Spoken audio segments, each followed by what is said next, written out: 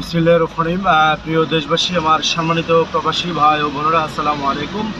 এই মুহূর্তে দেশ এবং প্রবাস থেকে যারা সবুজ টিভি ইউটিউব চ্যানেলের সাথে যুক্ত রয়েছেন সকলকে জানাচ্ছি শুভরাত্রি। দর্শক, আমি এই মুহূর্তে আছি, আপনাদেরকে যদি জানিয়ে রাখি, এটি হচ্ছে নোয়াখালী সুবর্ণচর উপজেলার ভিতরে অবস্থিত এই থানারহাট বাজার।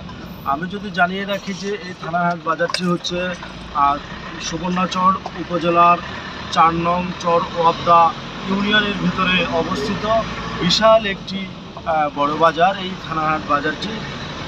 প্রিয় দর্শক, আপনারা আমার সঙ্গে থাকুন। এটি হচ্ছে বাজারের ভিতরের মার্কেটগুলো। আর আমি এখন যেখান দিয়ে যাচ্ছি এটি হচ্ছে একেবারে আক্তার মিয়ারহাট থেকে যে সড়কটি এসেছে থানারহাট হয়ে একদম সোনাপুরের দিকে, আমি সেই সড়কের উপর দিয়ে যাচ্ছি। এখানে একটা বিষয় যদি জানিয়ে রাখি, এখানে গরু, ছাগল, মহিষের হাট পর্যন্ত অনুষ্ঠিত হয় এই জায়গাটাতে। প্রিয় দর্শক,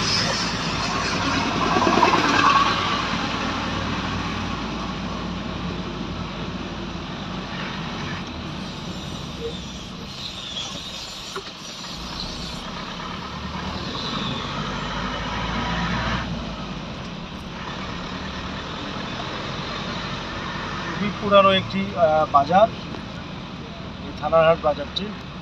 তো দর্শক, আসলে কিছু কিছু ক্ষেত্রে আমি যদি আপনাদেরকে জানিয়ে রাখি যে গাড়িগুলো রাখছে এখানে, এটা একেবারে অবৈধভাবে রেখেছে। আরেকটা বিষয় যদি জানিয়ে রাখি যে এখানকার অনেকেরই অভিযোগ রয়েছেন এবং দূরপাল্লার যাত্রী অনেকজনের অভিযোগ রয়েছেন। এখানে এই যে সিএনজি স্ট্যান্ড যেটি নির্মাণ করে রেখেছেন রাস্তার উপরে, এই সিএনজি স্ট্যান্ডের কারণে মানুষ ঘন্টার পর ঘন্টা যানজটে পড়ে থাকে। তো আমি এই ভিডিওর মাধ্যমে প্রশাসনকে দৃষ্টি আকর্ষণ করছি সুবর্ণচর উপজেলার, যেন এই বিষয়টা একটু আমলে নিয়ে যেন এদের ব্যবস্থা নেওয়া হয় এবং যেন এইভাবে রাস্তার উপরে যেন বেপরোয়াভাবে কোনো সিএনজি স্ট্যান্ড এবং ব্যাটারি চালিত অটো রিক্সার স্ট্যান্ড যেন গড়ে তুলতে না পারে। প্রিয় দর্শক, তো এই ছিল আমার কাছে নোয়াখালী জেলার সুবর্ণচর উপজেলার ৪ নং চর ওয়াবদা ইউনিয়নের থানারহাট বাজার থেকে সর্বশেষ খবর।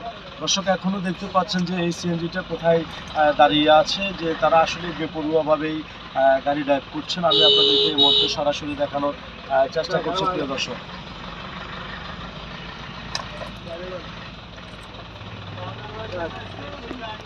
এই ছিল আমার কাছে নোয়াখালীর সুবর্ণচর থেকে সর্বশেষ খবর।